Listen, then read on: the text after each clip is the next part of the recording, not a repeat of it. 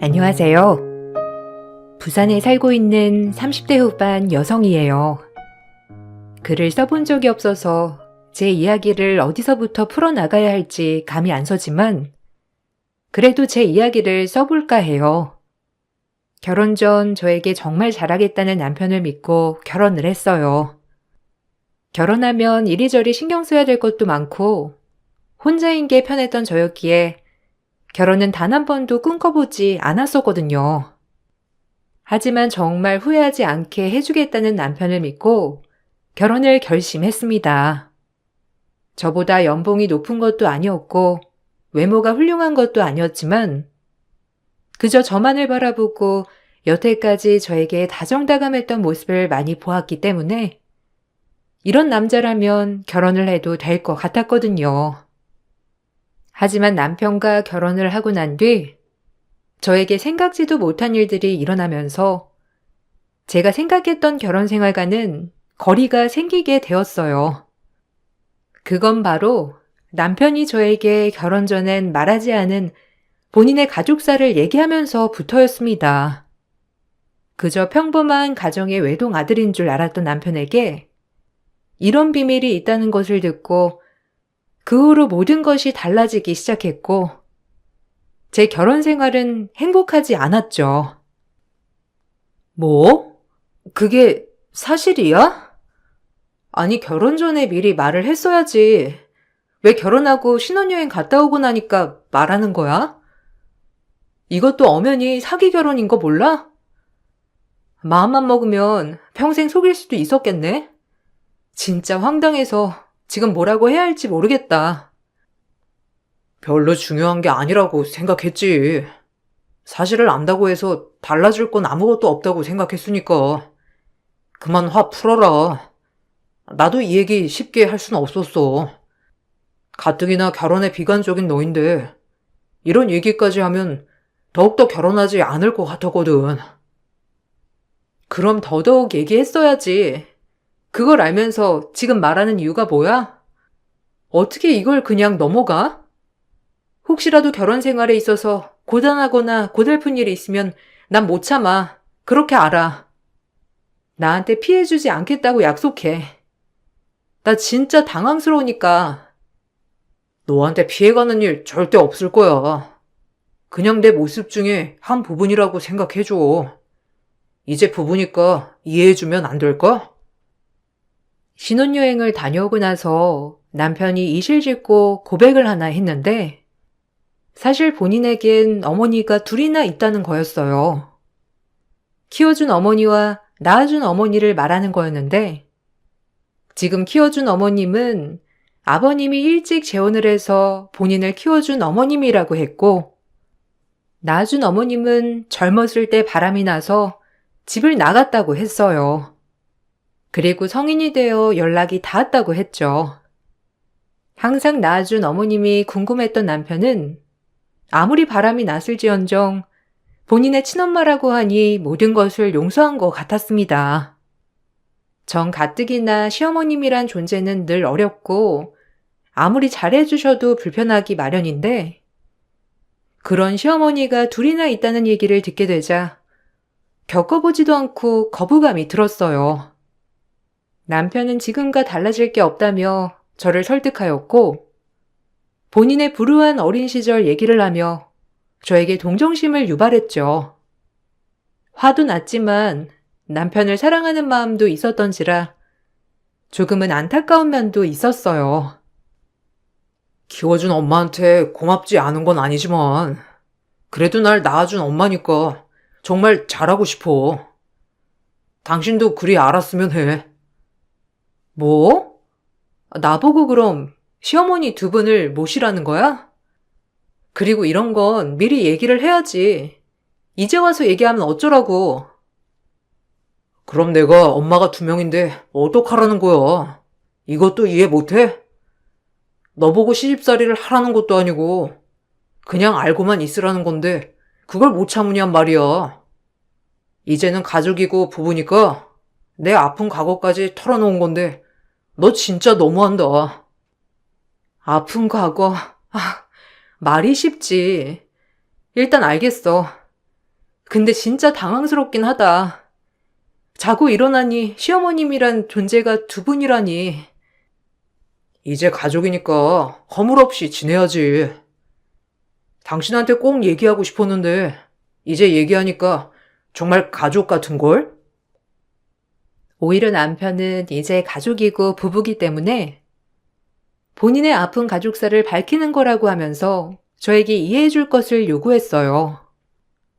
얘기를 들으니 제가 너무했나 싶은 생각까지 들었고, 그래 본인이 챙긴다는데 내가 뭐라고 할 게 있나 싶으면서 마음을 고쳐먹으며 전 지금의 시어머니, 즉 남편을 키워준 어머님께 더 잘하려고 마음을 먹었어요.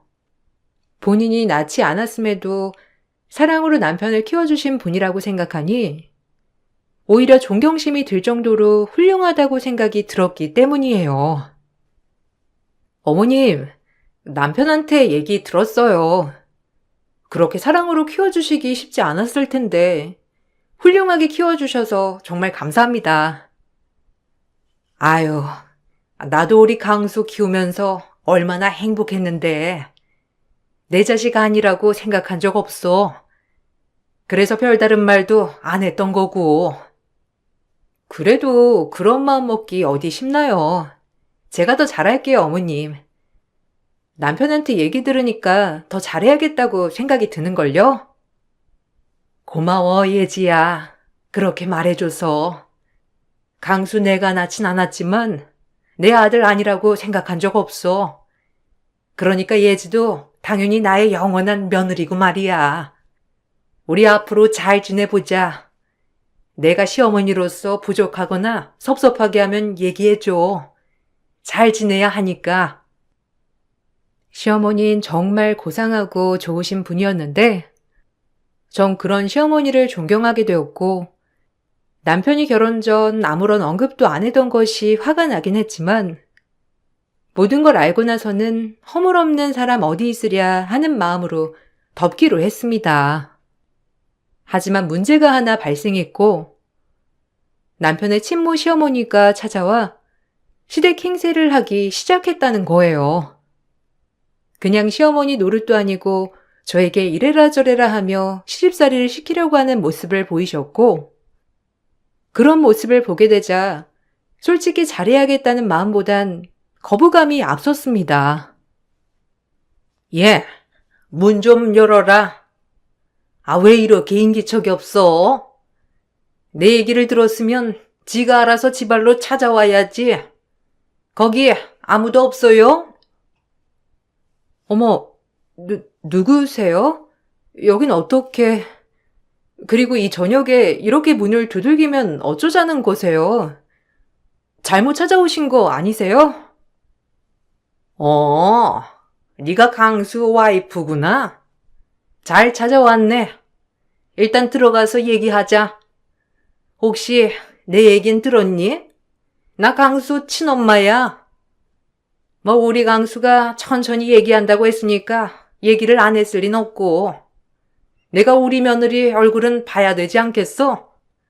뭐 네가 얘기 듣자마자 찾아왔으면 좋으련만. 그런 센스가 부족하니 내가 어렵게 발걸음했다. 아휴, 우리 강수 외모는 안 보나 보네. 아, 네, 안녕하세요. 강수 씨한테 듣긴 했는데 미처 신경 쓸 겨를이 없었어요. 죄송해요. 일단 안으로 들어오세요. 남편의 친모인 시어머니가 집을 찾아왔고 집에 들어와서 이리저리 살림살이를 뒤지기 시작했어요. 저희의 첫 만남은 그렇게 친모의 무례함으로 시작된 만남이었죠. 남편도 아직 퇴근 전이고 해서 딱히 뭐라고 말을 해야 할지 모르겠는 와중에 친모는 제가 준비한 그릇 세트며 가구며 전자제품을 보고 혀를 끌끌 차기 시작했고 저를 위아래로 훑으며 외모 지적도 서슴지 않으셨습니다. 처음 보는 분에게 이렇게 부정적인 지적을 받게 되니 솔직히 화도 나고 어른이고 뭐고 안중에 보이지도 않았어요. 아니, 이걸 혼수라고 해온 거니? 참나. 이래서 내가 신경을 안 쓸 수가 없다니까. 강수가 뭐 신경 쓰지 말라고 했는데 내가 어떻게 신경을 안 쓰니? 내가 이럴 줄 알았어. 정말 죄다 싸구려로만 해왔네. 그리고 강수한테 내 얘기를 들었으면 전화라도 하던가. 안부를 먼저 묻는 게 예의 아니야? 내가 꼭 이렇게 집에 찾아와야겠어? 난 그 강수랑 같이 사는 그 여자랑은 다르다. 나만 많이 봤다간 너 큰 코 다쳐. 내가 네 진짜 시어머니인 거 알고는 있지? 잘해야 할 사람은 나란 말이야. 아, 뭐 얘기는 들었는데 저도 당황했던지라 그럴 겨를이 없었어요. 그리고 이 집 할 때 제가 준비한 집이거든요. 청약에 당첨돼서. 혼수는 강수 씨랑 같이 준비한 건데 이 얘긴 못 들으셨나 봐요. 그리고 강수 씨 키워주신 분도 제 시어머니시긴 하죠. 뭐야? 너 아주 말이 안 통하는구나. 말이 통하면 좋겠다고 내심 생각했는데 안 되겠네. 너네가 일일이 가르쳐 줘야겠어. 네가 지금 어리석게 그 여자 보고 시어머니라고 하는데 말은 바로 해야지. 피도 안 섞인 남한테 시어머니 대접을 해준다는 게 말이 되니? 지금 네가 내 꼴을 무시해도 유분수지. 너네가 시어머니 자리가 어떤 자리인지 톡톡히 알려주마. 그리고 우리 강수가 아무래도 여자 보는 눈은 꽝인지 싶다. 외모며 키, 몸매며 뭐 하나 딱 집어서 빼어난 게 하나도 없잖아. 어머님, 그거 인신공격인 거 알고 하시는 말씀이신 거죠? 저도 당황스럽네요. 첫 만남에 다짜고짜 외모지적이며 혼수 얘기며 저 역시도 너무 당황스러워서 솔직히 뭐라고 해야 할지 까마득해요. 저보다 훨 어른이시니 제가 이리저리 따질 수도 없고요. 첫 만남에 저렇게 무례한 발언을 하는 시어머니가 어이가 없었지만 어른이라 그 뒤에는 그냥 참았어요. 그리고 남편이 퇴근을 하였고 시어머니 남편에게 저에 대한 얘기를 하며 오히려 제가 싹수가 없다는 둥 막말을 하시더라고요. 놀랍지만 이게 첫 만남이었고 시어머니는 알면 알수록 더 특이하신 분이었는데 염치라곤 눈꽃만큼도 찾아볼 수 없으신 분 말이에요. 엄마, 잘 찾아왔네. 예지랑 얘기 좀 나눴어요? 예지야, 내가 미리 말했어야 했는데 오늘 일이 너무 바빠서 말 못했다. 엄마가 집에 한번 와보고 싶다 하셔서 내가 주소 알려준 거거든. 괜찮지? 엄마니까 뭐 한 번은 와볼 수 있잖아. 너 장가 잘못 들었더라. 내가 얘랑 얘기 몇 마디 나눠보니까 싹수가 아주 노랗던데 어떻게 이런 애를 며느리로? 하여튼 너 키워준 그 여자는 친아들 아니라고 며느리도 아무나 들였다니? 누가 진짜 시어머니인지도 모르고 저렇게 융통성 없게. 내가 기분이 나빠서 말을 할래야 할 수가 없어. 이 집도 지가 한 거라고 하면서 나보고 눈치 주는 거 있지? 어떻게 생각하니? 뭐? 엄마 말이 사실이야? 그래도 날 낳아주신 분인데 좀 잘 대해주지 그랬어. 너 진짜 너무한다. 그래도 우리 엄마인데. 됐다. 뭘 말을 해. 이미 저런 싹수인데. 에휴, 나가 죽어야지. 며느리한테 이런 대접받는 사람 나밖에 없을 거야 아마. 남편의 친모인 시어머니보다 남편에게 더 화가 났고 전 그 즉시 남편에게 따졌더니 남편은 아랑곳하지 않고 시어머니 앞에서 저에게 면박을 주기 시작했죠. 결혼 전 저에게 결혼을 구애하던 남편이 맞나 싶을 정도로 센 척을 해대는 꼴을 보니 원래 저런 인간이었나 싶을 정도로 화가 나면서 사람이 화가 나니 저 역시 그 자리에서 지지 않고 남편에게 따진 거였어요. 뭐라고? 당신 말 다 했어? 정신 차려. 어머님 앞이라고 아주 막 나가나 본데. 당신이 그러면 안 되지. 어떻게 그럴 수가 있어? 어머머, 얘 쌍심지 켜는 것 좀 봐. 딱 보아하니 남편한테 바가지 긁을 쌍이네. 안 되겠다. 내가 종종 와서 우리 아들 기 좀 살려야지. 가뜩이나 친엄마 밑에서 크지 못해 눈칫밥 먹고 자라낸데 마누라까지 저리 뜨세니. 우리 아들이 기를 피겠어? 너 내가 지켜보마. 뭐라고요? 어머님, 저 진짜 당황스럽거든요. 사실 오늘 갑자기 찾아오신 것도 당황스러운데 얼굴이 어떻고 혼수가 저렇고 좀 아니지 않나요? 강수 씨 친어머니시라길래 저 역시 정말 잘해드리고 싶은데 솔직히 처음 뵙는데 좀 많이 당황스럽네요.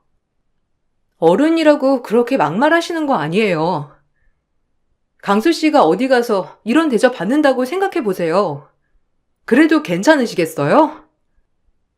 아주 혼자 고상을 떨어대는구나. 됐고, 일단 오늘은 얼굴 도장 찍었으니 종종 보자고. 다음번엔 제발 좋게 만나자. 이왕 며느리 된 거 어쩌겠니? 내가 일일이 가르치면서 사람을 고쳐놔야지. 넌 내가 시어머니인 게 아주 다행인 줄 알아. 남편의 친모는 그렇게 제 속을 뒤집어 놓고 집을 나섰고, 시어머니가 집을 나서자 남편은 언제 그랬냐는 듯이 저에게 싹싹 빼면서 한 번만 봐달라고 했어요. 남편의 이중적인 모습에 말을 잃게 되었지만 오죽하면 저럴까 하는 마음이 들면서 또 한편으론 짠한 마음이 들었어요. 그때까진 남편을 사랑했기 때문에 아무래도 짠한 마음이 들었던 것 같아요. 미안해. 엄마가 좀 살아온 방식이 거치셔서 그래. 좋은 분이니까 그러려니 하면 안 될까? 내가 오늘 일은 사과할게. 그래도 엄마 앞인데 내가 자기 편만 들면 엄마가 뭐라고 생각하겠어. 그러니까 한 번만 눈 감아주라. 내가 다른 때는 잘하잖아. 그때 잘하면 뭐해. 오늘 진짜 실망했어. 당신 어머님도 말도 없이 찾아오셔서 들어오자마자 살림살이 뒤지기 시작하고 이게 말이 되는 거야? 아무튼 오늘 같은 일 없게 해줘. 당신 마음이 어떤지 잘 알겠는데 지금 이렇게 받아들이는 나도 당황스러우니까. 당연하지. 다신 이런 일 없도록 할게. 그러니까 노여움 풀어. 엄마도 아마 그냥 내 결혼 생활 보고 싶으셔서 그런 걸 거야. 아무래도 나 결혼할 때 아무것도 못 해주시고 결혼식도 못 와보셨으니 얼마나 당신이 궁금했겠어. 하나밖에 없는 아들인데. 그렇게 그날 일은 지나갔고 순간순간 그날을 생각하면 화도 났지만 그저 남편이 안쓰럽다고 여기며 잊기로 다짐하였죠. 하지만 그 일이 있고 나서도 남편의 친모인 시어머니는 제 번호를 어떻게 하셨는지 시도 때도 없이 전화를 하시고 저를 불러내셨어요. 막상 전화가 오셨는데 안 나갈 수도 없어 전 울며 겨자 먹기로 친시어머님을 만나러 나가게 되었죠. 왔니? 여기 계산 좀 해라. 내가 오늘 카드를 안 들고 와서 이거 무스탕이랑 바지거든? 네가 계산하면 돼. 네? 제가요? 아니 왜 제가... 그리고 카드를 안 들고 오셨으면 계좌이체나 나중에 사시면 될 것을 가지고 왜... 너 결혼할 때 나한테 예단했니? 내가 우리 강수 낳아준 친엄마인데 나한테 뭘 했어? 이런 거 예단이라고 생각하면서 하면 되는 걸 가지고 꼬치꼬치 따질래? 내가 아들 하나 있는 거 며느리한테 이런 대접 받아야겠냐고. 됐으니까 얼른 계산해. 제가 뭐라고 하기도 전에 시어머니는 이 말씀만을 하고 가게를 나가버리셨고 결국 제가 계산해야 했습니다. 어이도 없고 화도 났는데 이렇게 막무가내의 모습을 보니까 솔직히 시어머니라고 더욱더 인정하고 싶지 않기도 했고요. 그렇게 제가 당황해할 무렵 남편을 키워준 시어머니께서 전화가 왔는데 늘 그렇듯 맛있는 것을 해준다며 저녁을 먹고 가라는 전화였어요. 예지야. 오늘 저녁에 집에 올 수 있니? 내가 고추 잡채를 했는데 네가 이거 좋아하잖아. 같이 먹고 싶은데 어때? 아, 네, 어머님. 오늘 저녁에 갈 수 있어요. 그럼 이따 제가 좀 일찍 가서 거들어 드릴게요. 네, 들어가세요. 제가 시어머니와 전화를 끊자 친모 시어머니께서는 대번에 저에게 화를 내시며 시어머니를 경계하듯 말씀하셨어요. 아무리 제가 그 시어머니에게 잘해도 남이라며 본인에게 잘하라고 귀에 닦지 않도록 잔소리를 하시며 말이죠. 정말 고달팠고 내가 왜 두 시어머니 사이에서 이러지도 저러지도 못하고 있나 싶기도 하면서 남편이 원망스럽기까지 했거든요. 강수 키워준 사람?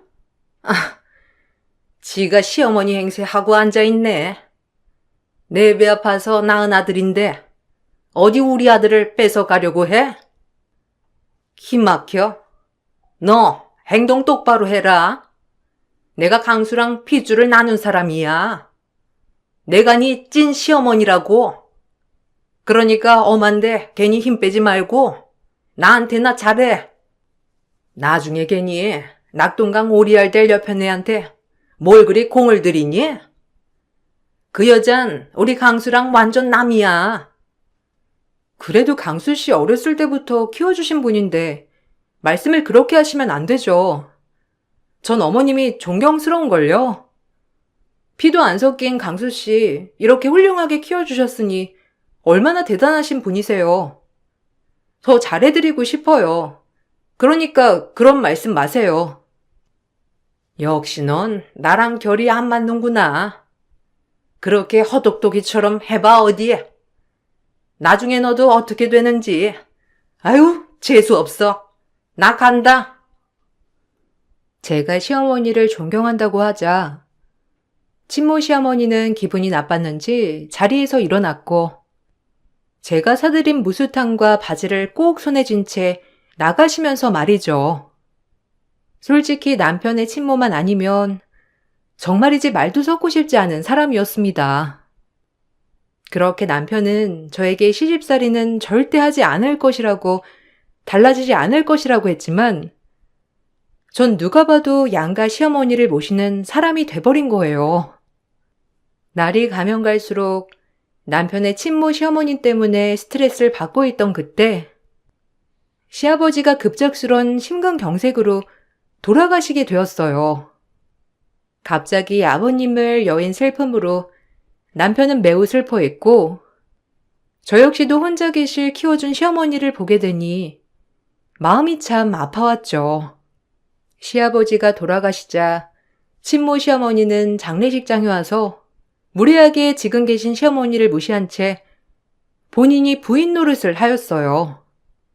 남편은 그 모습을 보고도 아무런 행동도 취하지 않았고 키워주신 시어머니만 뻘쭘하게 된 상황이 돼버린 거예요. 이건 아니다 싶어 남편에게 얘기를 했지만 남편도 은혜를 모르는지 참 가관이었고 전 충격을 받았죠. 내 남편 장례식인데 내가 와서 상주 자리는 지켜야지. 우리 아들이랑. 저 자린고비 양반이 알차게 땅이며 집이며 다 우리 아들 앞으로 해준 거면 내 거나 다름없지. 저 피도 안 섞인 여편네한테 한 푼도 가게 할 수 없다고. 내가 이 집 진짜야. 엄마도 뭐 날 낳았으니까 여기 올 자격은 되지. 돌아가신 아버지 배웅하는 것도 나쁘지 않을 것 같고 여기 계세요. 자기야, 이건 아니지 않아? 그럼 어머님은 뭐가 돼? 여기 당신 옆에 있어야 할 분이 어머님인데 평생 남편 뒷바라지하고 자기 잘 키워내신 분이 옆에 서 계셔야지. 이혼하고 한 번도 만나지도 않은 분이 상주 자리에 서 계시는 건 아닌 것 같은데. 우리 엄마 내가 괜찮다는데 왜 네가 말이 많아? 너 은근 우리 엄마 무시하는 경향이 있더라. 지금 나 그런 거 신경 쓸 겨를도 없으니까 이런 거에 따지지 좀 마. 엄마한테 못 해드렸던 거 다 해드리고 싶으니까 그냥 이해해주고 넘어가줘. 키워주신 어머님 앞에서 저렇게 말하는 꼬락서니를 보니 제가 다 얼굴이 화끈해졌어요. 그걸 아는지 모르는지 모든 조문 인사를 친모 시어머니와 남편이 받게 되었고, 전 오갈 데 없는 키워준 시어머니를 챙기는 통에 장례식이 정신이 없었죠. 장례식이 끝난 후 시어머니를 집에 모셔다 드리는 길, 시어머니께서 오히려 먼저 이런 말씀을 해주시길래 마음이 안 좋았습니다. 이제 힘들게 왔다 갔다 하지 마. 아버님도 안 계시는데 뭐 나라고 너한테 완전한 시어머니도 아니고 힘드니까 나는 안 챙겨도 돼, 예지야. 너도 시어머니가 둘이니까 힘들었지? 그러니까 이젠 그냥 나 신경 쓰지 말고 그쪽 어머님 챙겨. 아니에요.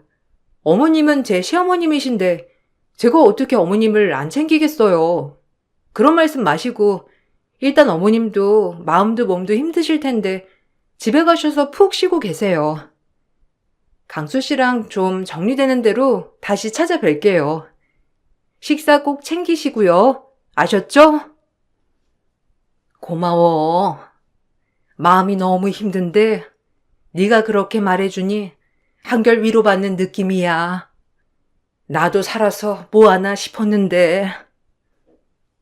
아무래도 시어머니인 남편이 장례식장에서 낳아준 어머님을 두둔하면서 상주 자리에 세운 것이 큰 충격인 듯 싶었고, 그런 어머님을 위로해드리고 전 집으로 향했습니다. 집에 도착하자 현관부터 깔깔거리는 웃음소리가 새어나왔고, 남편은 그새를 못 참고 또다시 낳아준 친모 시어머니를 신혼집에 모시고 온 것이었죠. 현관 앞에 서자마자 화가 났고, 키워준 시어머니는 아버님이 돌아가시자마자 휑 모른 척 해버리고, 두 모자가 절이 있는 통을 보니 인간 이 아이다 싶은 마음이 확 들었습니다. 지금 이게 다 뭐 하는 거야? 키워준 어머님은 나 몰라라 하고, 당신 원래 이렇게 양심이 없는 인간이었어? 그래도 어릴 때부터 지극정성으로 당신 하나만 바라보고 키우신 분은 어떻게 되든지 말든지 지금 그럴 수가 있는 거야? 진짜 뻔뻔하다. 아니, 그 여자 얘기는 왜 꺼내? 내 아들이 그 여자를 부양하기라도 해야 한다는 거니? 이제 네 시아버지도 돌아가신 마당에 넌 나만 모시면 된다. 심플하지? 그 여자는 신경 쓸 것도 없다고. 그동안 잘 먹고 잘 살았으면 된 거지. 이제 와서 네 아들한테 피도 안 섞인 여자를 모시게 할 순 없잖아. 나만 모시기도 벅찬데. 아, 그리고 강수랑 얘기했는데 나 이제 여기서 살란다. 괜찮지? 엄마 갈 데도 없으시고 나도 엄마랑 살아본 세월이 없어서 그러고 싶어. 네가 이해만 해준다면 다 괜찮을 것 같은데. 키워준 어머님을 홀대하는 것도 모자라 신혼집의 멋대로 친모 시어머니를 눌러앉힌 남편이 진짜 뻔뻔하다고 생각했어요. 그리고 그걸 당연하게 생각하는 시어머니 또한 그 핏줄이라고 생각이 들었고, 제가 황당하다는 표정을 지으며 거절하자 남편의 입에서 경악스러운 말이 나오기 시작했어요. 내가 알던 남편이 맞나 싶을 정도로 친모 시어머니에게 조종당하는 것 같았죠. 말이 된다고 생각해? 난 그럴 수 없을 것 같은데. 죄송하지만 어머님, 못 모시겠어요. 강수 씨가 효도하는 거는 제가 뭐라고 하진 않을 거지만 저한테까지 너무 그렇게 바라지 마세요. 강수 씨도 이 부분은 이해해줬으면 좋겠어. 나 어머님 못 모셔. 어머, 이게? 내가 네 시어머니인데 감히 내 앞에서 날 못 모신다고 해? 네가 그렇게 잘났냐? 인물이 있기래? 뭐가 있기래? 내 엄마라 내가 있으라 한 건데 네 승낙을 받아야 하냐? 내 집에서 내가 모시겠다는데 난 엄마 절대 못 내보내니까 그리 알아. 남편과 말이 통하지 않다고 느꼈고 그럼 같이 살 수 없다고 판단을 하여서 남편의 말이 떨어지기 무섭게 즉시 쫓아버렸네요. 어차피 제 돈으로 산 제 아파트였고 저 역시도 이렇게 당하고만 있을 수 없다고 판단이 섰거든요. 내 집이라서 나가라는데 니들 승낙을 받냐? 이혼해. 어머님뿐만 아니라 당신도 이 집에서 당장 나가. 뭐? 이혼? 너 지금 이혼이라고 했어? 우리 아버지 재산이 탐이 나지도 않는 거야? 그래, 나도 아쉬울 거 없다 이거야. 아버님 재산 때문에 지금 이렇게 기세등등 해줬구나. 그래, 네가 이런 놈이지. 그 애미의 그 아들이라고. 어쩜 오랜만에 만난 모자지간이 핏줄이라 그런지 성격까지 똑같을 줄이야. 알겠어. 깨끗하게 이혼해. 네 재산 관심도 없으니까 내 집에서 나가. 아유, 그래. 우리 아들이면 세장가 충분히 가지. 재산도 있겠다. 인물도 뛰어나겠다. 후회하지 말아라 아주. 싹부터 글러먹은 것 같으니라고. 진작 이혼했어야 돼. 예, 나가자 나가. 이 집에 더러워서 안 있는다. 퇴! 다음번엔 마음에 드는 며느리로 맞아들여야지. 어쩜 이리 초전부터 마음에 안 드는 거 투성인지. 강수야, 아쉬울 거 없다. 당장 나가도 우린 부자야. 시어머니와 남편은 그 길로 짐을 싸서 나갔고 참 허탈했어요. 하지만 반전이 있었죠. 아버님이 돌아가시면서 혹시나 이런 사태를 예견하고 모든 재산 명의를 남편을 키워준 어머님 명의로 해주신 거예요. 고작 남편에게 떨어진 건 충청도 한 귀탱이에 있는 땅 조금이었습니다. 아예 변호사의 자문을 구해 공증까지 다 받아놓은 터라 남편에겐 아무것도 손에 쥐어지지 않았어요. 이럴 순 없는 법이지. 어떻게 아들한테 한 푼도 안 주고 저 여자한테 다 상속할 수가 있어? 여자에 미쳐도 단단히 도른 게지, 니네 아버지가.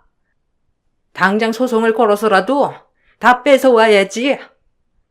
저 여자가 한 일이 뭐가 있다고 이 모든 걸 손에 얻어? 아, 그러게나 말이에요. 우리 아버지 재산인데 내가 어떻게든 가져와야죠. 이게 말이 되나? 이럴 줄 알았으면 이혼도 안 한다고 했지. 당장에 우리 둘이 갈 데도 없는데 그 집이라도 눌러 앉아있을걸. 다 엄마 때문이잖아요. 어떻게 할 거예요? 아, 엄마 일단 아빠가 상속해준 재산 저한테 조금이라도 나눠주세요. 솔직히 이건 말이 안 되잖아요. 엄만 정말 남인데. 어떻게 네가 나한테 이럴 수 있니? 장례식장에서도 그러려니 했다. 네 아빠 돌아가시고 너도 경황이 없으니 그럴 거라고. 그리고 핏줄이니까 그럴 수 있겠다고 널 최대한 이해하려고 했어. 그런데 지금 나보고 완전 남이라고? 아, 내 인생이 송두리째 부정당하는 것 같구나. 내가 널 어떻게 키웠는데 고작 이 여자 하나 때문에 엄마한테 이러는 거야? 그래, 엄마도 이제 너 안 보련다. 이 여자 말하는 거 웃기네. 당신이 완전 남인데 뭐 내 아들한테 안 본다 마다야? 그리고 너, 네 아버지가 재산을 그 여자한테 다 줄 알았냐? 일단 그 재산 가져오기 전에 우리 오갈 데도 없으니까 예지한테 빨리 연락해서 싹싹 빌어라. 잠은 자야 할 거 아니야. 내가 진짜 이럴 줄 몰랐네. 아유, 대박인 줄 알고 찾아왔더니만 순 완전 쪽박차게 생겼어. 이 모든 이야기를 남편을 키워준 어머님을 통해서 얘기를 전해 듣게 되었고, 얼마 지나지 않아 두 모자가 집에 찾아와 저에게 싹싹 빌더라고요.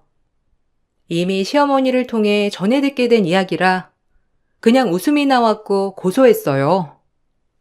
시어머니는 남편에게 이미 많은 실망을 하여 다신 보고 싶지 않다고 저에게 얘기를 했어요.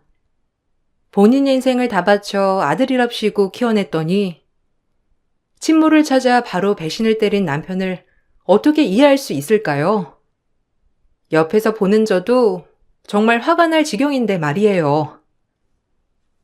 그날 내가 잘못했어. 잊어줘라. 나 역시 너무 네가 그 여자 편만 드니까 화가 나서 그랬던 거야. 그러니까 화 좀 풀어. 그래, 자기야. 우리가 어떻게 이혼을 하겠어. 일단 우리 갈 데 없으니까 여기서 좀 재워주고 엄마한테 재산 가져올 거야. 그렇게 되면 너도 팔 잡히는 거니까 당분간 우리 셋이 함께 지내면서 재산을 어떻게 가져올지 좀 생각해보자. 어? 양심 없는 인간들. 니들이 사람이냐? 당장 나가. 이 집에 다신 찾아오지 마. 어머님만 불쌍하지. 어떻게 이런 걸 아들이라고 평생 피 한 방울 안 섞였는데 키울 수가 있어? 너 같은 놈보다 어머님한테 그 재산이 가는 게 맞는 것 같다. 아버님의 성견 지명이셨던 거지. 너란 놈을 잘 알 테니까. 그리고 아줌마, 뻔뻔하게 바람나서 애고 남편이고 다 버리고 나갔으면서 이제 와서 한 푼이라도 건지려고 나타나셨나 본데 그건 아닌 것 같거든요. 사람이 양심이 있어야지. 당장 나가, 내 집에서. 뭐? 바람? 네가 뭘 안다고 찌꺼려? 네가 내 인생에 대해서 뭐라 말할 자격이라도 있는 인간이야? 모르면 말을 마라. 모르긴 뭘 몰라. 당신 엄청 뻔뻔한 인간인 거 다 알겠구먼. 그 엄마의 그 아들이지. 당장 나가요. 얼굴만 봐도 치 떨리니까. 전 뭐라거나 말거나 그 두 인간들을 쫓아냈고 이혼 소송을 걸었어요. 혼인기간이 짧았기 때문에 재산 분할은 없었지만 남편과 시어머니가 저에게 막대한 정신적 피해 보상을 일으켰다고 생각했고 결혼 전 이런 부분에 대해 일절 언급이 없었기 때문에 피해받았다는 명목으로 위자료 소송을 걸었습니다. 다행히 이 부분은 받아들여졌고 이혼과 함께 남편과 친시어머니는 저에게 위자료를 주어야 했어요. 그리고 키워준 어머니가 가져가신 재산에 대해 남편은 반환권 소송을 걸었지만 이미 아버님이 법에 대해 빠삭하셨고 이 부분에 있어 절대 바뀌지 않는다는 유언 신탁 제도까지 걸어두셨기 때문에 재산을 빼올 수는 없었습니다. 시어머님은 남편에게 너무 실망한 나머지 남편이 죄송하다고 몇 번이고 찾아왔지만 돈 때문인 걸 알아서 절대 받아주지 않았다고 했어요. 그리고 친모 시어머니는 남편에게 빼먹을 게 없다고 생각하자 역시나 예전에 그랬던 것처럼 아들을 버리고 어디론가 떠났다고 했어요. 결국 남편은 어리석게도 본인을 그렇게 사랑으로 키워주신 어머님을 배신하고 어머님마저 잃게 되고 이혼까지 당하게 된 셈이죠. 지금은 시간이 지났지만 가끔 전 시어머님을 만나 이런저런 사는 얘기를 하고 지낸답니다. 전 시어머님은 워낙 좋으신 분이었기에 주변에 친구들도 많아 그래도 지금은 웃음을 되찾으신 것 같아 좋아 보이셨어요. 저 역시 마찬가지로 남편의 윗바닥을 봤기 때문에 전혀 미련이 생기진 않고 이렇게 웃으며 글을 쓸 정도까지 되었답니다. 여러분들도 본인에게 희생하고 진정 아껴줬던 사람들을 배신하지 마세요. 더 큰 후회가 몰려올 거랍니다. 그럼 글을 마칠게요. 제 글을 읽어주신 여러분들 감사합니다. 안녕하세요. 세상 그 누구도 믿지 말라는 말이 있죠.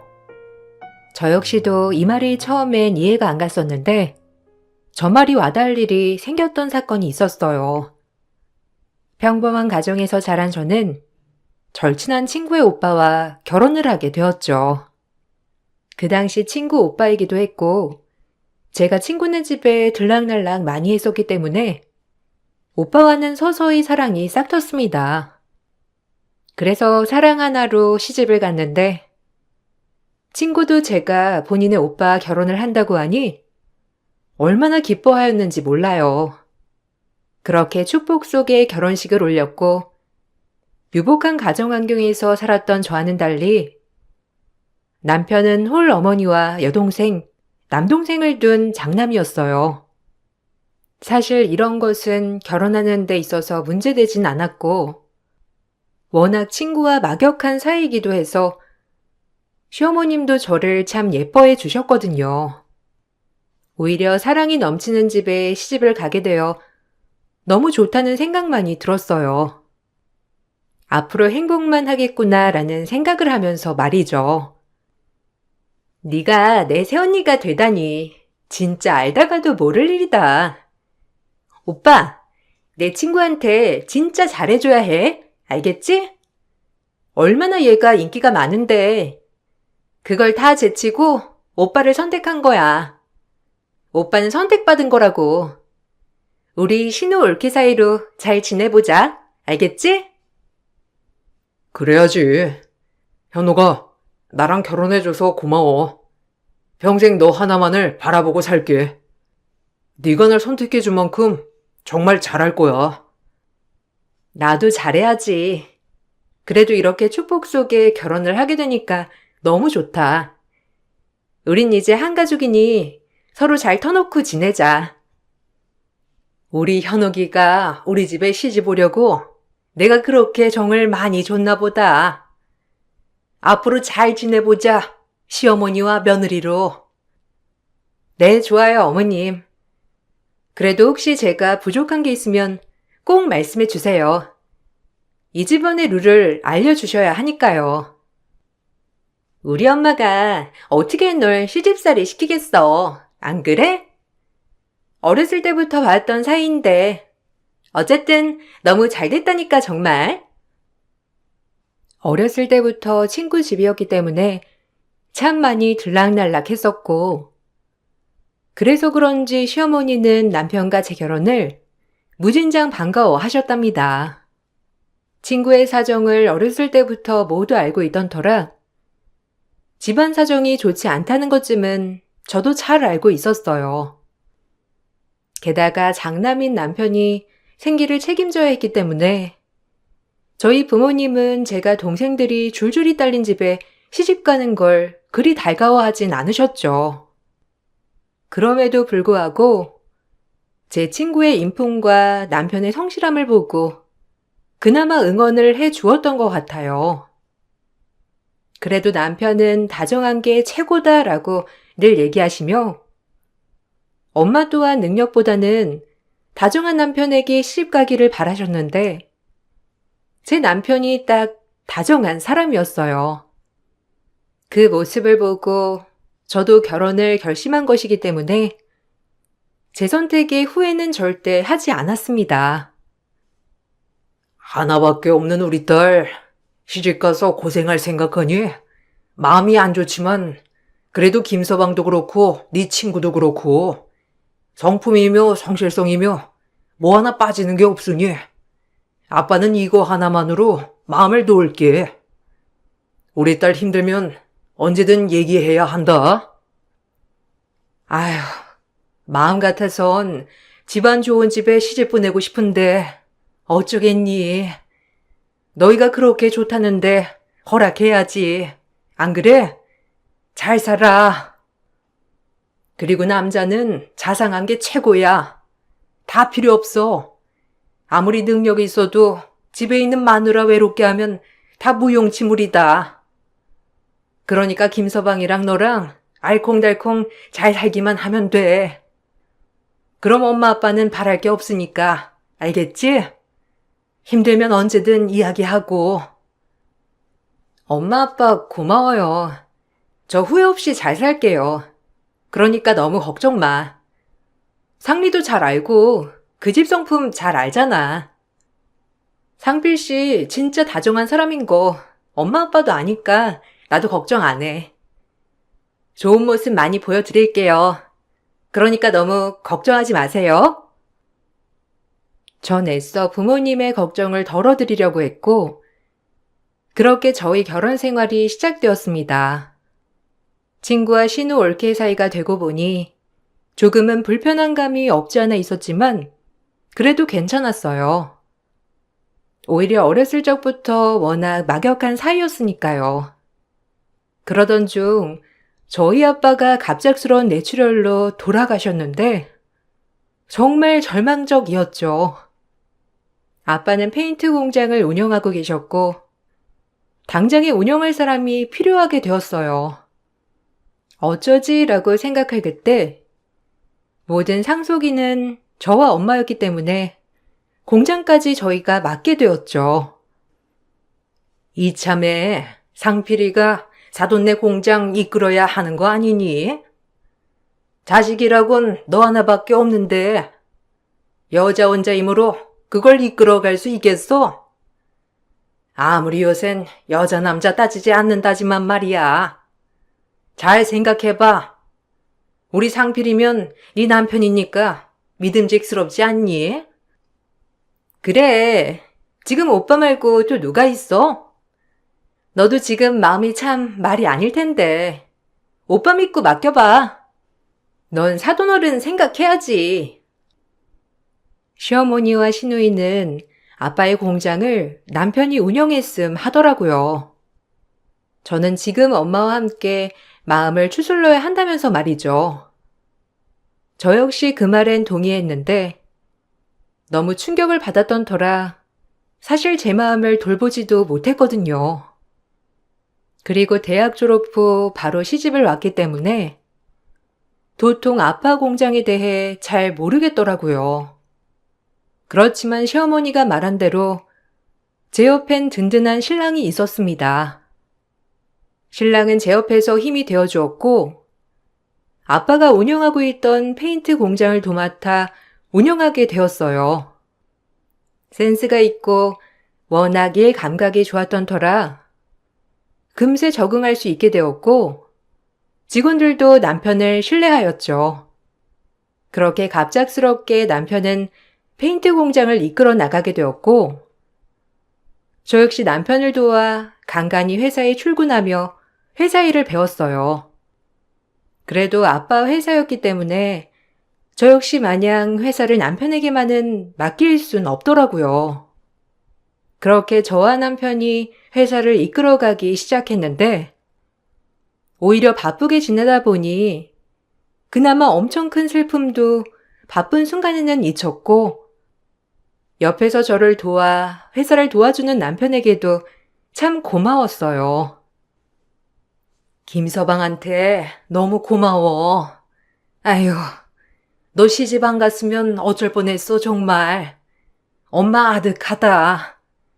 네 아빠 그렇게 허망하게 갈 줄 누가 알았어? 안 그러니? 김서방, 아무쪼록 애써주게. 우리 딸아이 옆에서 힘이 되어줘야 해. 부탁할게. 알겠나? 네, 제가 최선을 다해서 이끌어 나가 볼게요. 그리고 현옥이는 걱정 마세요. 제가 옆에서 잘 챙기겠습니다. 어머님도 제 어머니라고 생각하고 모실 거니까 너무 걱정 마세요. 그리고 회사도 신경 쓰지 마시고요. 현옥이랑 제가 정말 어머님 기대에 부응하도록 노력할게요. 그러니까 어머님은 슬픔 잘 추스르세요. 이러다 어머님 건강 해칠까봐 전 그게 더 걱정이에요. 그렇게 남편과 페인트 공장을 이끌게 되었고 남편은 정말 성실히 일했어요.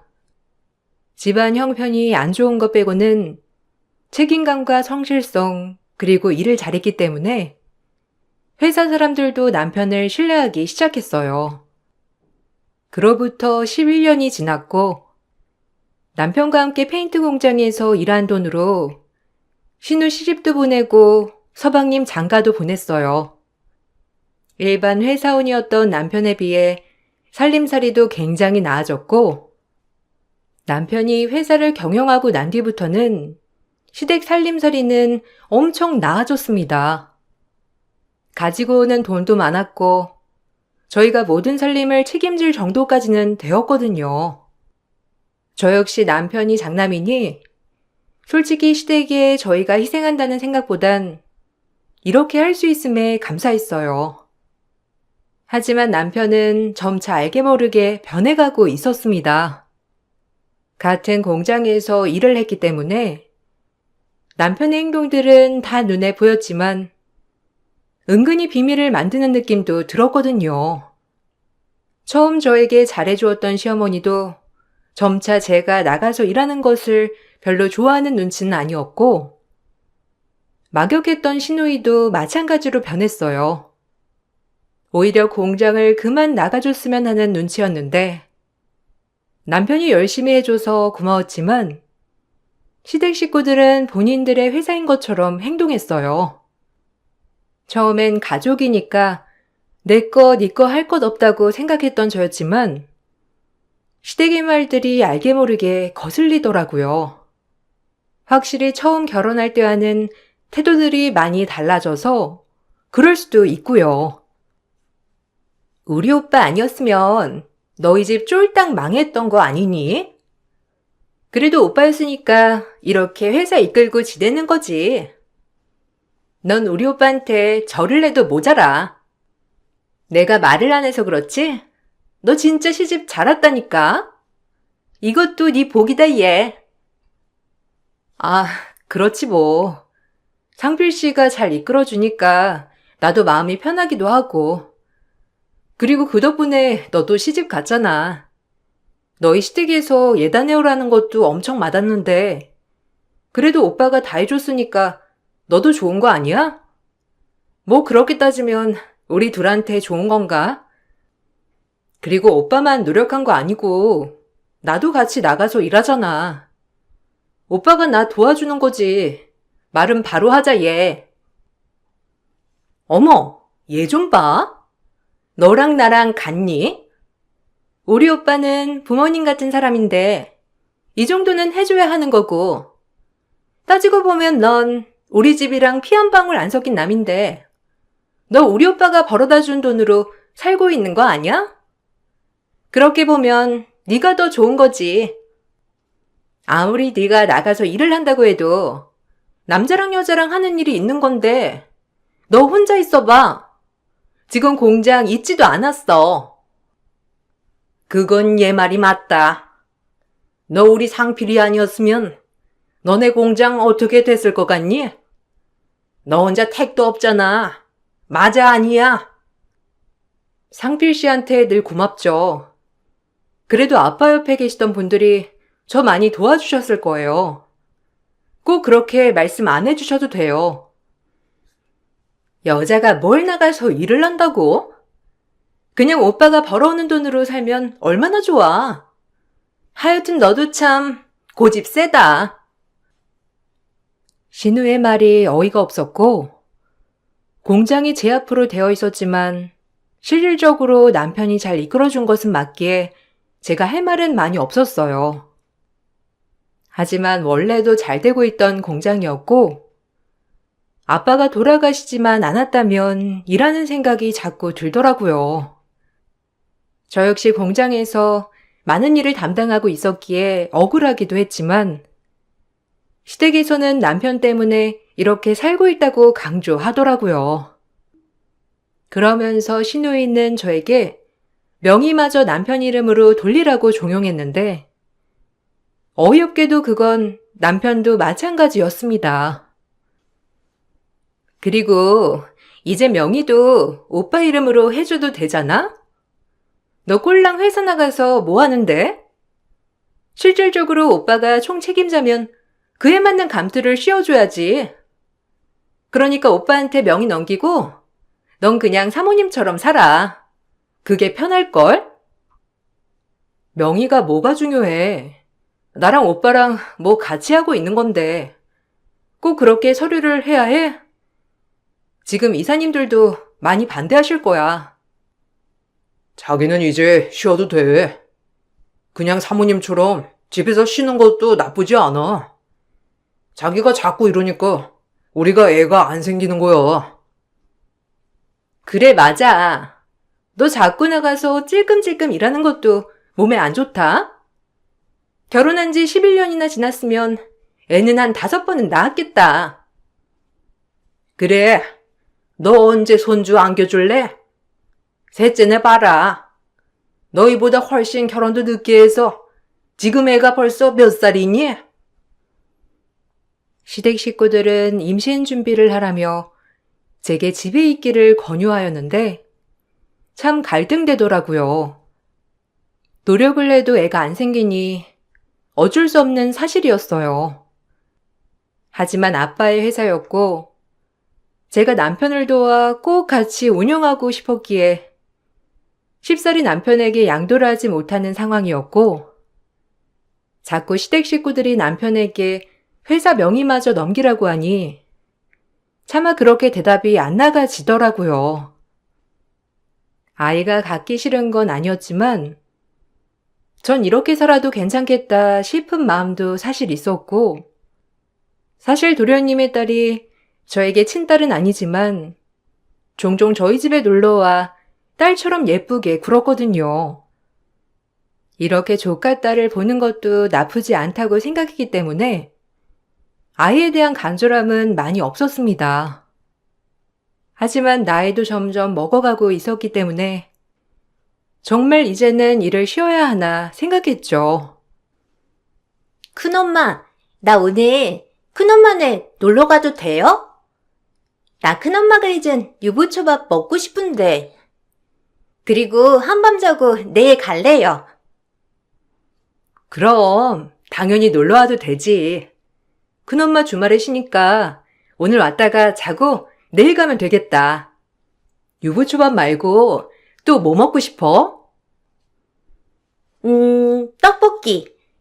그리고 큰엄마랑 같이 팩도 하고 우리 숙제도 같이 해요. 이따 엄마한테 데려다 달라고 할게요. 조카딸은 참 저를 잘 따랐고 그런 조카딸이 너무 귀엽더라고요.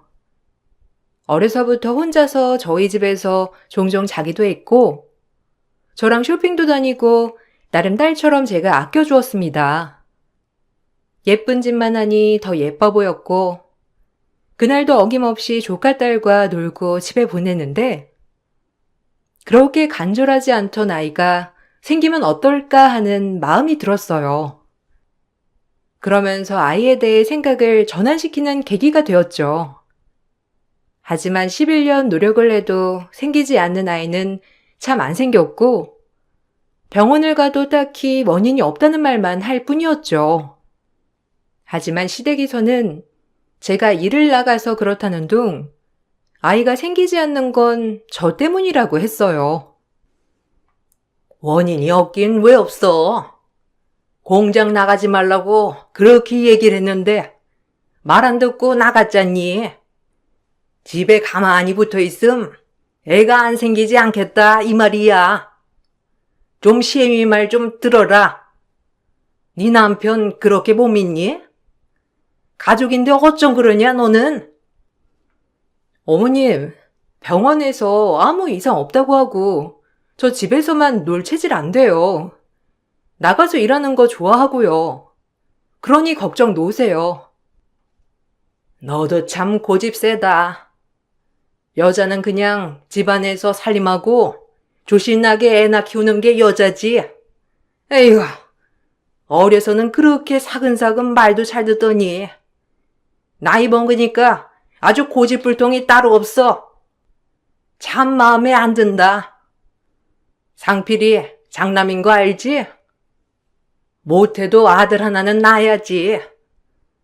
지금 결혼한 지가 얼마나 됐는데 소식이 영 없어. 그게 다 네가 공장 나가서 그래. 마음이 정말 불편했지만 그래도 일을 포기할 순 없었어요. 종종 생각나는 아빠 때문이기도 했고 우리 아빠가 이렇게 애지중지하던 사업체 제가 손을 놓을 순 없겠더라고요. 그리고 아이가 없어서 그런지 시간이 흐르면 흐를수록 남편이랑은 대면대면해져 갔습니다. 그렇게 살가웠던 남편도 제가 회사 명의 변경을 해주지 않아서 그런지 저와 대화를 하면 답답하다는 식이었고 시댁에서도 저를 점차 미워하기 시작하는 것 같았죠. 유일하게 저에게 다정한 건 이제 막 성인이 된 조카 딸이었어요. 고집불통.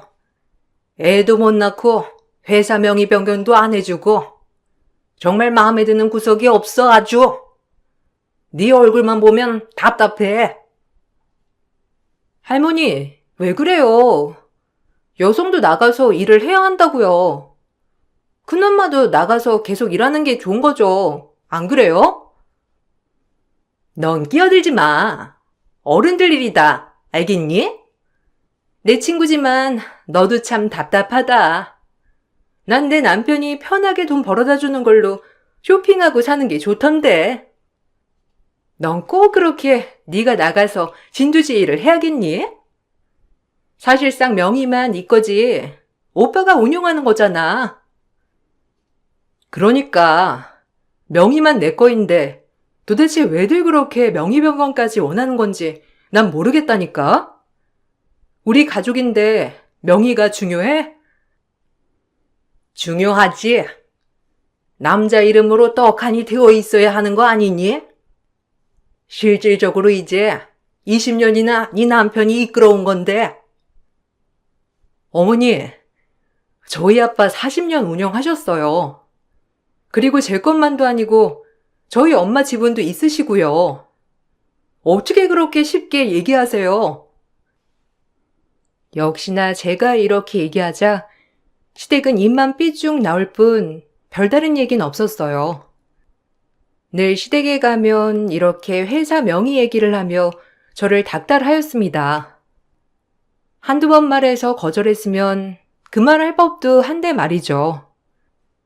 그렇게 식사 자리 도중 동서가 저에게 은근슬쩍 딸 취직 자리를 부탁하더라고요. 이제 막 성인이기도 하고 제가 워낙 예뻐했던 조카딸이기에 솔직히 거부감은 전혀 들지 않았어요.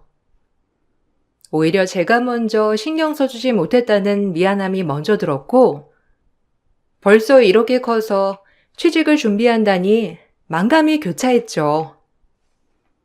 형님, 우리 진서 형님 공장에 격리 자리 이런 거 할 수 있을까요? 애가 대학도 안 가겠다고 하고 참 미치겠어요. 어머, 그래? 진서랑은 대학 얘기는 따로 안 했는데 마침 격리 구하고 있긴 해. 있던 격리가 육아휴직 들어갔거든. 진서가 회사 취직에 관심 있는 줄 몰랐네. 나야 좋지. 진서 똑부러지고 믿을만 하고. 진서야, 내일 공장 한번 나와봐. 어떤지 너도 봐야지. 형님, 고마워요. 아우, 누굴 닮아 저리 고집이 센지.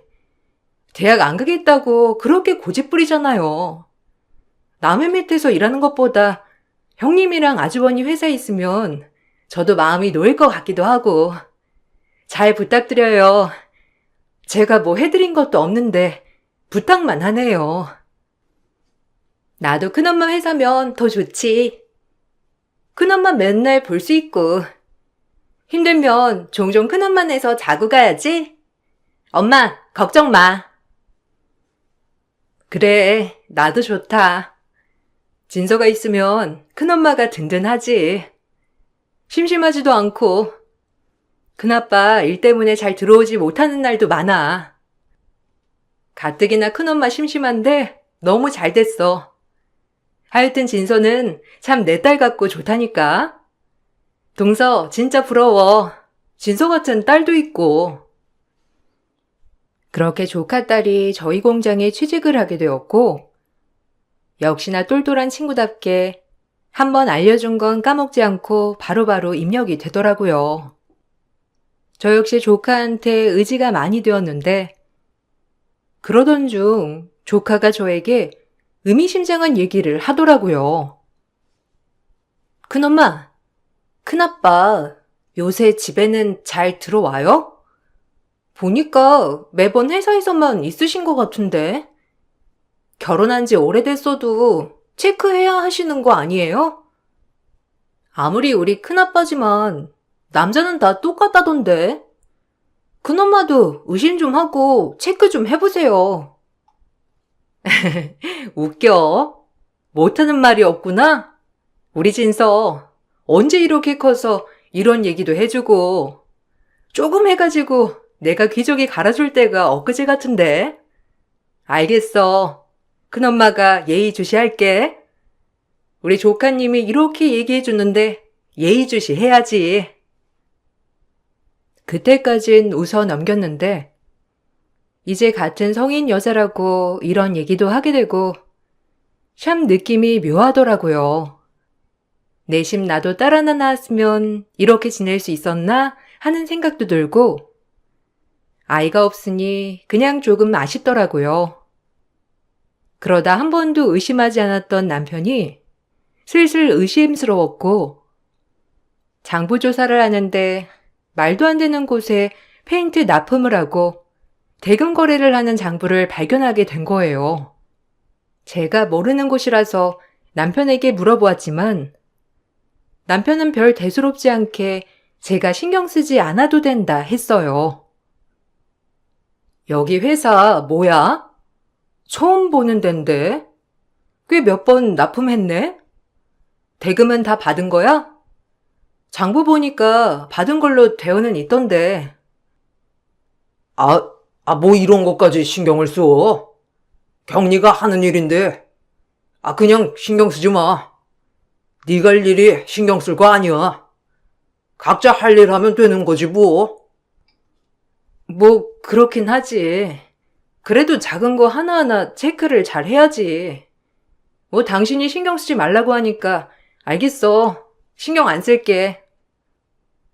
남편이 단호하게 얘기하길래 신경 쓰지 않으려 했고 내심 찝찝했지만 20년을 남편을 믿었기 때문에 별다른 의심을 하지 않았던 거죠. 그렇게 한참 지냈는데 그러던 중 서방님 생신이 있어 다 같이 모이는 날이 되었고 오랜만에 가족들과 이런저런 얘기를 하고 있는 와중에 남편 페인트 공장에 취직한 초년생 조카딸이 저를 넌지시 부르더라고요. 그리고 조카의 말이 저를 당황하게 했는데 조카 입에서 나온 말은 저를 당황시키기에 충분했거든요. 지금 생각해도 참 어이가 없었습니다. 큰엄마, 큰아빠 뒤 좀 캐보세요. 여기, 이것도 좀 보시고요. 제가 이런 거 끼어들면 안 되는 거 알지만 그래도 큰엄마한테 꼭 알려야 할 것 같아서 알리는 거거든요. 일단 놀라지 마시고 이거 먼저 좀 보시고 판단하셨으면 해요. 저도 놀랬으니까. 조카는 본인이 찍은 영상을 저에게 보여줬고 전 그 영상을 보고 놀랬어요. 손을 덜덜 떨며 원본 영상을 틀어주는데 그 영상에는 믿을 수 없는 장면이 펼쳐졌거든요. 누가 봐도 남편이 나온 영상이었고 회사 조카 자리에 있는 컴퓨터가 CCTV를 볼 수 있는 컴퓨터였는데 조카가 일하면서 가끔 헷갈리거나 할 때 CCTV를 돌려보았다고 했죠. 하지만 그 CCTV에서 발견한 것은 제 남편과 회계부서에 있는 여직원과 외도를 하는 장면이었습니다. 조카는 이 모습을 그대로 본인 핸드폰에 담았고 저에게 말할까 말까 수도 없이 고민했지만 저에게 말을 해줘야 할 것 같다고 보여준 것이었는데 너무 놀랐어요. 이게 뭐야? 아니, 너가 찍은 거니? 아니, 진서야. 일단 나한테만 먼저 보여준 거지? 큰엄마가 이거 받아볼 수 있을까? 네, 바로 보내드릴게요. 큰엄마가 어떤 선택을 하든 존중해요. 그래도 큰엄마는 제 엄마 같은 사람이라 말을 안 할 수가 없었어요. 죄송해요, 큰엄마. 진짜 저도 무슨 말을 해야 할지. 뭘 좀 가져다 드릴까요? 제가 찬물 좀 드릴게요. 진서야, 이거 너희 엄마한테도 얘기하면 안 된다. 알겠지? 이거 다 비밀이야. 일단은 꼭 지켜줬으면 해. 큰엄마가 부탁할게. 손이 덜덜 떨리는 걸 애써 참았고, 무엇보다 조카 딸이 이런 모습을 봤다는 게 정말 수치스러웠죠. 전 그날부터 남편과 회계 직원을 예의주시하기 시작했고, 역시나 이상한 점이 한두 가지가 아니었어요. 일 끝나고 항상 골프를 치러 가는 남편이었는데, 그날은 제가 끝나고 미행을 해보니 웬 가정집으로 들어가더라고요. 그리고 그 가정집 문이 열리며 남편을 반겨준 건 회계팀 직원과 남편을 아빠라고 부르는 여자아이였는데 다리에 힘이 풀려 주저앉고 말았어요. 사진을 찍고 전 하나하나 외도 자료를 모으기 시작했습니다. 여자아이를 보니 꽤 컸더라고요. 한 10살쯤? 남편이 변한 것도 그쯤인 것 같더라고요. 더더욱이 놀라웠던 건 아무렇지 않은 척 하면서 외도 자료를 모으고 있던 그때 사실 어느 누구한테도 털어놓을 수 없어 시누이를 찾아갔던 일이 있었어요. 말도 안 하고 약속도 안 하고 왔던 터라 무작정 시누이 집에 앞에서 시누이를 기다리고 있었는데 시누이와 시어머님이 둘이 주차장에서부터 집으로 가면서 얘기하는 것이 들리더라고요. 그 얘기가 더욱 놀라웠는데 그냥 제가 바보 천치였습니다. 오빠도 진짜 답답해. 빨리 정리를 해야 할 거 아니야. 명의를 돌려놔야 현옥이 하나만 내주고 끝날 일인데 안 그래? 언제까지 지수 그렇게 숨어서 키울 거래? 나 솔직히 오빠도 답답해 정말. 현옥이랑 이혼만 하면 모든 게 다 괜찮아지겠구만. 누가 아니라니. 어차피 애도 못 낳게 정관 수술도 했다며. 그럼 현옥이한테서 애도 없을 건데 걔 몸 하나만 나가면 될 일을 내 손녀 이렇게 숨어서 보는 것도 정말 지친다 지쳐. 애가 벌써 몇 살이야? 에휴. 내 아들이지만 걔도 하는 집 답답해. 오빠가 착해서 그렇지. 나였으면 벌써 현옥이 내쫓았어. 이제 회사 운영하는데 현옥이 도움도 필요 없잖아. 뭐라고? 지금 내가 들은 말 다 사실이지? 그래. 그렇게 명의 변경에 집착할 때부터 알아봤어. 네가 나한테 어떻게 이래? 어머님은 어떻게 그래요? 우리가 어렸을 때부터 그렇게 봐왔던 사이인데 어쩜 속으로 저를 보며 그런 생각하셨다는 거예요? 제가 갑자기 등장하자 시어머니와 시누는 놀랐는지 아무 말도 못했고 전 온 분노를 담아 시누이에게 풀기 시작했어요. 제가 시누이의 뺨과 머리를 잡고 조리 돌림하자 시어머니도 놀랐는지 저를 말리셨고 저를 말리는 시어머니 또한 제가 밀쳐냈죠. 어렸을 때 말고는 이렇게 싸워본 적이 없던 것 같은데 무슨 힘이 남아돌아서 그렇게 시누에게 풀었는지 참 초인적인 힘이었어요. 어머머, 이거 안 나? 그만해. 이거 놓고 말하란 말이야. 이게 진짜? 그래, 이왕 알게 된 거 너 오빠랑 이혼하고 회사 내놓고 떠나. 위자료는 줄 테니까. 그동안 우리 눈치 못 느꼈니? 너 나가라고 눈치 준 거야, 알아? 그러니까 당장 오빠랑 이혼하고 이 집에서 나가. 조용해. 나가고 말곤 내가 정해. 위자료? 너희가 주는 푼돈 필요 없어. 다 뺏어올 거야. 지금 누구 덕에 너네가 이렇게 사는데? 우리 아빠 회사 아니었음 너희가 이렇게 살 수 있었니? 그지 같은 것들은 걷어줘도 그지래더니 그 말이 딱이네. 두고 봐. 뭐? 거지?